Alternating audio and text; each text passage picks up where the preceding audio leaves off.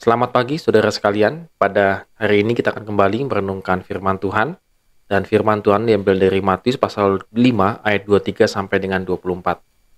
Sebab itu jika engkau mempersembahkan persembahanmu di atas mezbah dan engkau teringat akan sesuatu yang ada di dalam hati saudaramu terhadap engkau, tinggalkanlah persembahanmu di depan mezbah itu. Dan pergilah berdamai dahulu dengan saudaramu, lalu kembali untuk mempersembahkan persembahanmu itu. Saudara, teks kita yang kita baca pada hari ini, mungkin saudara seringkali sudah tahu isinya gitu ya, dan mungkin seringkali saudara mendengarkan pembahasannya.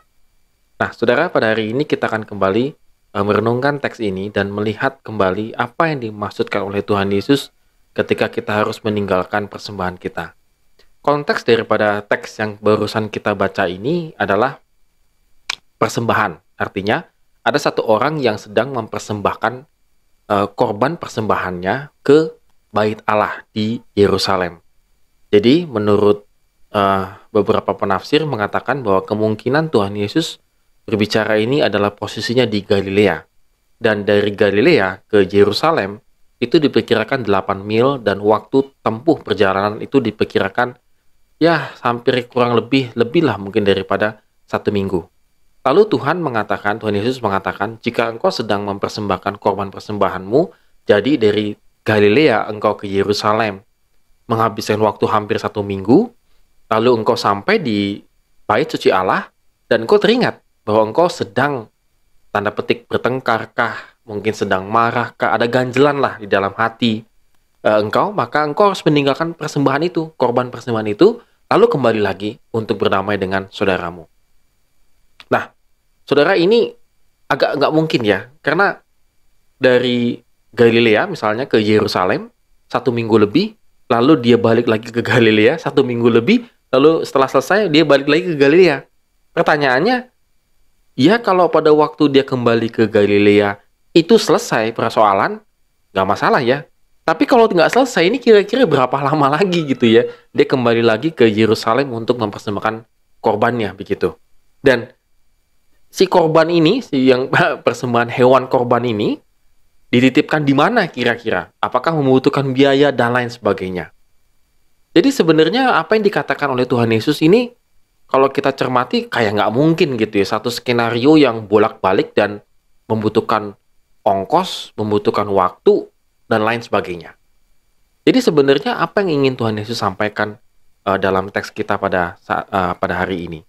Saudara, pertama sekali yang ingin Tuhan Yesus ingin katakan kepada kita itu adalah jangan membuang waktu untuk segera berdamai.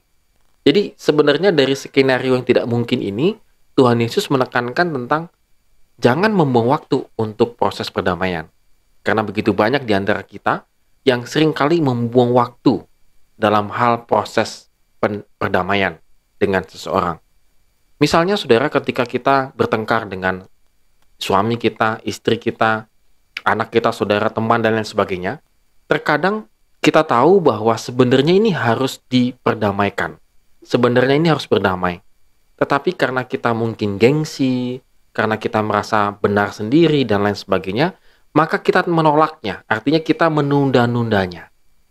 Maka Tuhan Yesus ingin mengatakan, jika engkau semakin menunda-nunda, padahal engkau teringat, sewaktu misalnya kita beribadah, kita berdoa, baca firman, dan lain sebagainya, kita mengingat bahwa kita ada ganjelan nih dengan saudara kita, maka sebenarnya ketahuilah bahwa itu kalau semakin ditunda, itu akan memboroskan waktu, memboroskan mungkin uang, dan lain sebagainya. Seperti tadi, skenario yang tadi, seperti nggak mungkin gitu untuk dilaksanakan. Tetapi Tuhan ingin mengatakan bahwa kalau engkau semakin menundanya, maka engkau akan semakin mengalami kerugian yang sangat banyak. Yang kedua, saudara sekalian, adalah yang paling penting ketika kita datang beribadah kepada Tuhan ataupun kita mempersembahkan korban kita, persembahan kita kepada Tuhan, maka Tuhan mengatakan berdamailah terlebih dahulu. Berdamailah terlebih dahulu. Karena perdamaian itu di atas segala-galanya. Berdamai dengan saudara kita, itu di atas segala-galanya. Bahkan dalam Markus, dalam konteks yang sama, Markus 11 ayat 25 mengatakan, dan jika kamu berdiri untuk berdoa, ampunilah dahulu sekiranya ada barang sesuatu dalam hatimu terhadap seseorang, supaya juga Bapamu yang di surga mengampuni kesalahan-kesalahanmu.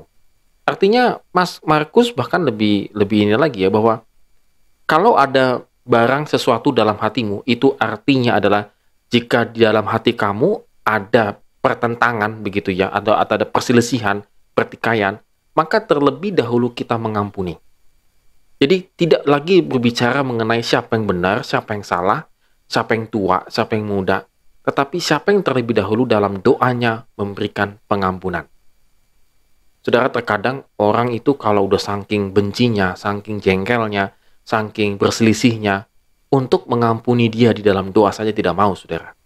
Dan itu dibiarkan bertahun-tahun, saudara. Bukan berhari-hari, bertahun-tahun. Bahkan sudah sampai saat kritis pun tidak ada kata-kata pengampunan. Oleh karena itu, saudara, nasihat Paulus kepada kita pun sama dalam konteksnya. Dalam Efesus 4 ayat 26. Apabila kamu menjadi marah, janganlah kamu berbuat dosa. Janganlah matahari terbenam sebelum padam amarahmu. Jadi saudara, Paulus melihatnya memang seperti Tuhan Yesus setuju bahwa harus segera berdamai. Karena perdamaian itu yang utama, yang terlebih dahulu. Dan Paulus menekankan bahwa sebelum padam amarahmu, artinya bahwa kalau amarah itu dibawa terus sampai keesokan harinya, maka dipastikan kita akan bisa jatuh ke dalam perbuatan dosa.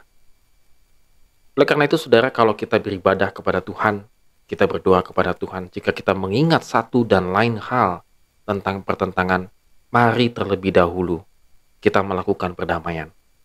Kita terlebih dahulu mengampuninya. Walaupun mungkin step awalnya itu adalah di dalam doa. Maka lalu kemudian kita perlahan-lahan kita akan bisa berjumpa dengan orang tersebut dan mulai melakukan rekonsiliasi. Dan itu adalah diterima oleh Tuhan dan itu adalah persembahan yang harum bagi Tuhan.